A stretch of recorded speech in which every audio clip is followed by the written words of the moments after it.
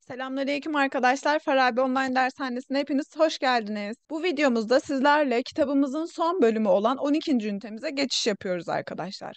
12. ünitemizin beceriler kısmında rapor hazırlama, fikirleri değişik biçimlerde sunabilme, röportaj yapabilme becerileri var. Dil bilgisi konumuzda ise var yok kavramları, durum eklerinin yan işlevleri ve paragrafta anlam. Dördüncü kuvvet medya. Ünite 12 A medya. Atmışlığım var, almışlığı yok, söylediğin oluyor mu, gördüğüm yok, gittiğim olmuştur şeklinde var yok kavramlarıyla ilgili birkaç örnek verilmiş. Daha önce zorda kalıp yalan atmışlığım var. Dalgınlıkla bir şeyi iki kere söylediğin oluyor mu? Uzun zamandır kimseleri gördüğüm yok. Sinemaya yalnız gittiğim olmuştur. Okuma metnimizde medya konusu üzerinden bir metin verilmiş arkadaşlar. Gençlerin medya tüketimi.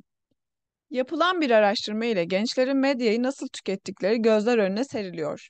Yahut Insight tarafından gerçekleştirilen araştırma aslında yıllardır basma kalıp olarak söylenen gençler gazete okumuyor. Yeni nesil için varsa yoksa televizyon. Zamane çocukları internetin başından kalkmıyor gibi cümlelerin de karşılığı olup olmadığını ortaya koyuyor. Peki gerçekten gençler gazete okumuyor mu? Hayatlarındaki tek gerçeklik televizyon mu? Ya da tek sosyalleşme noktaları internet mi? Haftada kaç saat hangi mecrayı tüketiyorlar? Medya tüketim araştırması 15-30 yaş arası Türk gençlerini üniversiteliler, liseliler, çalışan gençler ve çalışmayan gençler olarak 4 grupta ele almış. Araştırma çerçevesinde tam 4300 online ve yüz yüze anket yapılırken 16 grup tartışması gerçekleştirilmiş. Evlerine kameralar yerleştirip ev hayatları incelenen gençler kendilerine verilen günlüklerde kendilerini, günlük yaşamlarını ve kullandıkları her türlü iletişim araçlarının hayatına ne kadar dahil ettiklerini anlatmış. Araştırmanın en çarpıcı sonuçlarından biri, klasik mecralardan gitgide uzaklaşan gençlerin hayatlarının internette geçmeye başlaması ve gençler için internetin artık sosyal medya anlamına geliyor olması. Haftada 40 saatten fazla zamanlarını online geçiren gençlerin 1/3 için internet, yokluğunda yaşayamayacakları bir şey anlamına geliyor. Araştırmaya göre üniversite gençliği televizyon başında geçirdiği zamanın 3 katını internette dolaşarak geçiriyor. Her 4 liselinin 3'ü ise internette dolaşırken aynı zamanda başka şeylerle ilgileniyor. Gençler internette gezinirken, sosyal paylaşım sitelerinde vakit geçirirken ya da TV izlerken konsantrasyonları daha çabuk dağılıyor ve çoklu medya tüketimine daha yatkın oluyorlar. Gençlerin dikkatlerini toplayıp konsantre oldukları tek zaman ise e-postaların kontrol ettikleri ve online oyun oynadıkları saatler. Araştırma kapsamında hem liselilerin hem de üniversitelilerin internete girdiklerinde aynı anda ortalama 3 sayfa açtıkları görülüyor. En az bağlı kalınan sayfa ise elbette Facebook. Facebook'ta reklam tıklanma oranı ise liseliler için %11, üniversiteliler için %14 olarak şekilleniyor. Gençlerin e-posta kullanımlarına bakıldığında liselilerin %73, üniversitelerin ise %90 oranında e-posta kullanıldıkları görülüyor. Yine son yılların popüler girişimcilik alanlarından biri konumuna gelen e-ticaret siteleri, gençlerin de sıklıkla ziyaret ettiği sayfalar arasında yer alıyor. Zira araştırmaya göre internetten alışveriş oranları liseliler için %22, üniversiteliler için %41 oranında yükselmiş durumda. Buna karşın gençlerin hayatlarında internet artık sosyal paylaşım siteleri anlamına geliyor. Üniversitelilerin %87'si, liselilerin ise 67'si internete girme amacının sosyal paylaşım sitelerinde dolaşmak olduğunu belirtiyor. Gelelim gençlerin klasik medyayı tüketimine. Araştırmaya göre Türkiye'de çalışmayan, okumayan, evde zaman geçiren 15-26 yaş arası yaklaşık 1 milyon 500 bin gencin %20'si TV başındayken bir yandan da yanındakilerle sohbet ediyor. Üniversitelilerin gazete ve radyoya yönelik ilgileri liselilere göre daha yüksek. Liseliler özeline bakıldığında haftada 31 saat ile internet kullanımı medya tüketiminde ilk sırada yer alırken liselilerin haftada 14 saat TV izlemeye, 10 saat radyo dinlemeye, 6 saat gazete okumaya zaman ayırdıkları görülüyor. Araştırmaya katılan liselilerin sadece %26'sı ise her hafta dergi okumaya vakit ayırdıklarını belirtiyor.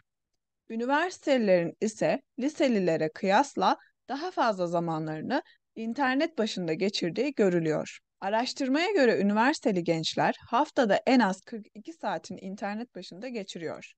Üniversitelilerin internetten sonra en fazla tükettikleri medya kanalı ise haftada 14 saatle televizyon, 11 saatle radyo, 8 saatle gazete olarak öne çıkıyor. Dergi okuyanların oranı ise yalnızca %28. Bu tablo gençlerin klasik medya ile olan ilişkilerini ortaya koyuyor. Şeklinde bir okuma metnimiz verilmiş arkadaşlar. Aşağıdaki soruları metne göre cevaplayalım. Burada arkadaşlar bir araştırma sonucunda, istatistikler sonucunda bir metin hazırlanmış. Burada 12. ünitemizin beceriler kısmında görüldüğü gibi rapor hazırlanabilme, fikirleri değişik biçimlerde sunabilme ve röportaj yapabilme becerileri verilmiş. Bu metine baktığımız zaman aslında bu becerilerin çoğu ile oluşturulmuş bir metin olarak görülüyor. Çünkü gençlerle birlikte yapılan çalışmada bir raporlama söz konusu.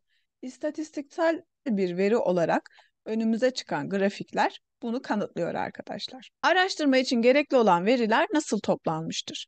Burada da belirtildiği gibi arkadaşlar 4300 online ve yüz yüze anket yapılarak gençlerin evlerine kamera yerleştirilmiş ve onlardan günlük tutmaları istenmiştir. Gençler ve internet arasındaki ilişki nasıl açıklanabilir? Gençler ve internet arasındaki ilişki bağımlılık olarak açıklanabilir. Klasik medya tanımlamasının içine hangi araçlar girmektedir? İnternet kullanımı, televizyon izleme, radyo, dergi ve gazete girebilir.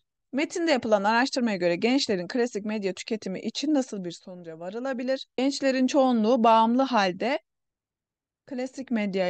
klasik medya kullanımında olduğu söylenilebilir. Aynı zamanda klasik medya kullanırken konsantrenin tek bir noktaya bağlı kalınmadığı söylenebilir.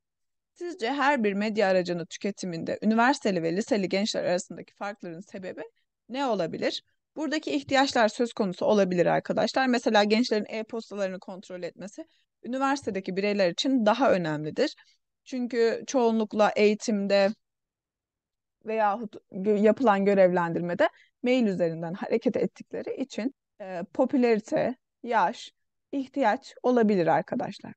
Aşağıdaki kelimeleri eş anlamlıları ile eşleştirelim. Neredeyse her ünitemizde verilen eş anlamlı antrenmanını burada da vermişler arkadaşlar. Eş anlamlı ne demekti? Yazılışları ayrı fakat anlamları aynı olan kelimelerimizde. Nesil ve kuşak eş anlamlıdır. Yeni nesil çok yaramaz. Yeni nesil çok zeki. Yeni kuşak çok zeki dediğimiz zaman eş anlamlıdır arkadaşlar. Zamane ve dönem. Zamane ihtiyaçları sosyal medya kullanımını gerektiriyor. Dönemin ihtiyaçları sosyal medya kullanımını gerektiriyor. Aynı anlamlıdır. Zira çünkü. Ödevini yapmalısın. Zira yarın öğretmenin kontrol edecek.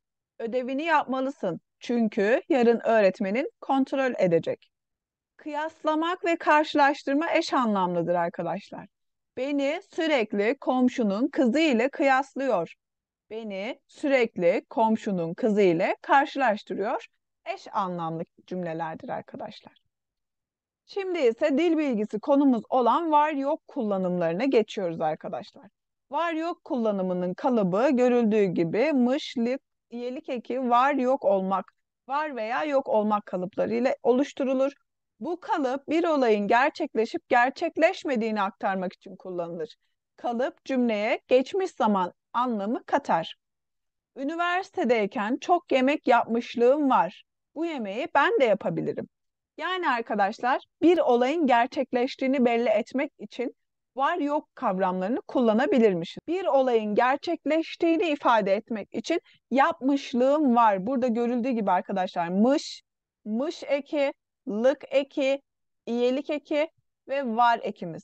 Yapmışlığım var. Kardeşimin son model akıllı cep telefonları kullanmışlığı henüz yok. Bir olayın gerçekleşip gerçekleşmediğini, var ile gerçekleştiğini, yok ile gerçekleşmediğini belli eder arkadaşlar. Görüldüğü gibi mış, lık ekim, yok ekim.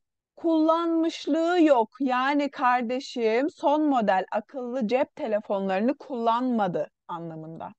Belki istemeden yalan söylediğim olmuştur. Özür dilerim. Mışmışliğim olmuştur. Burada ise arkadaşlar yine yalan söylediğim olmuştur da yalan söylemişimdir. Yani istemeden de olsa yalan söyledim. Bu iş gerçekleşti. Bir gün bile ödevlerimi yapmamışlığım yok. Çalışkan bir öğrenciyim. Yani benim ödev yapmadığım bir gün henüz olmadı. Her zaman ödevlerimi yaptım anlamında.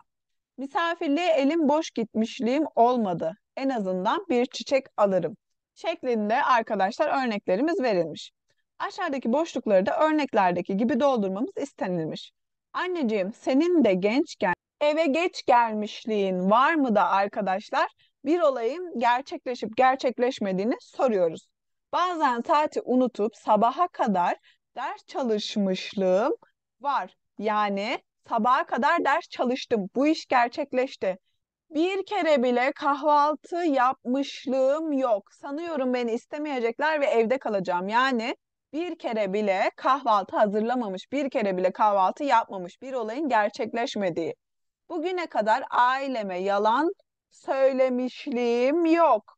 Ama onları üzmemek için bu kez mecbur kaldım. Yani geçmişte ben ailemi hiç üzmedim, yalan söylemedim. Bu iş gerçekleşmedi. Fakat bu defa üzmemek için söyledim diye cümleyi devam ettirmiş arkadaşlar. Çok sinirlendiğimde telefonumu yere atmışlığım, duvara çarpmışlığım yok. Yani bu olay hiç gerçekleşmedi. Dedikodu yapmışlığım mı var? Ama benim hakkımda, Zeynep'in hakkında konuşuyordu şeklinde bu hazırlık çalışmamızdan birkaç örnek yaptık arkadaşlar. Beşinci hazırlık çalışmamızda ise aşağıdaki kelimeleri düzenleyelim ve yukarıdaki gibi cümleler yapalım şeklinde bir hazırlık çalışmamız verilmiş. Bilerek sen çok bir insansın, iyi birini üz yok. Bunu arkadaşlar, sen çok iyi bir insansın, bilerek birini üzmüşlüğün yoktur. Yani bu olay gerçekleşmemiş. Sen bilerek birini üzmezsin anlamında bir cümle sıralayabiliriz. Keşfedecek İstanbul'u şey çok, o tek başına gez var mı kadar ki var şeklinde verilmiş. İstanbul'u keşfedecek o kadar çok şey var ki tek başına gezmişliğin var mı şeklinde sıralı cümle haline getirebiliriz arkadaşlar. Şimdi ise dık iyilik eki var yok olmak kalıbımızdan bahsediyoruz. Bu kalıp bir olayın gerçekleşip gerçekleşmediğini aktarmak için kullanılır. Yine aynı mantıkta kalıp cümleye geçmiş ve geniş zaman anlamı katar. Kızımın ne kitap okuduğu ne ders çalıştığı var. Bu aralar canı hiçbir şey yapmak istemiyormuş. Ne yazık ki okuldan kimseyi gördüğüm yok. Bu aralar biraz yoğun çalışıyorum. Canım sıkıldığında deniz kıyısında yürüyüş yaptığım olur. Çamaşır yıkadığın var mı ki? Elbette giyecek bir şey bulamazsın. Yapılacaklar listesinde unuttuğun var mı? İyice kontrol et. Aşağıdaki boşlukları örneklerdeki gibi dolduralım şeklinde bir hazırlık çalışmamız verilmiş. Benim de çok sinirlendiğim zamanlar var ama hemen pişman olurum. Benim erken saatte işten çıkmışlığım mı var? Sinemada beni görmüş olamazsın. Gerçekten hiç arayıp sorduğu yok. Ne kadar vefasızmış. Ne aradığı ne de sorduğu var. Ne kadar vefasızmış. Ne şarkı söyleyebildiğim var ne de resim yapabildiğim var. Çok yeteneksizim şeklinde cümlelerimizi devam ettirebiliriz arkadaşlar. Buradan da bir örneğimizi yapalım. Aşağıdaki kelimeleri düzenleyelim ve yukarıdaki gibi cümleler yapalım. Özle aileden var mı? Görüşmüyor musunuz? Zamandır ne? Ailenden özlediğin var mı? Ne zamandır görüşmüyorsunuz? Şeklinde bu cümlemizi yazabiliriz arkadaşlar. Ve son kalıbımız olan ecek, iyilik eki, var yok olmak kalıbımız. Bu kalıp bir olayın gerçekleşip gerçekleşmediğini aktarmak için kullanılır. Kalıp cümleye gelecek zaman anlamı katar.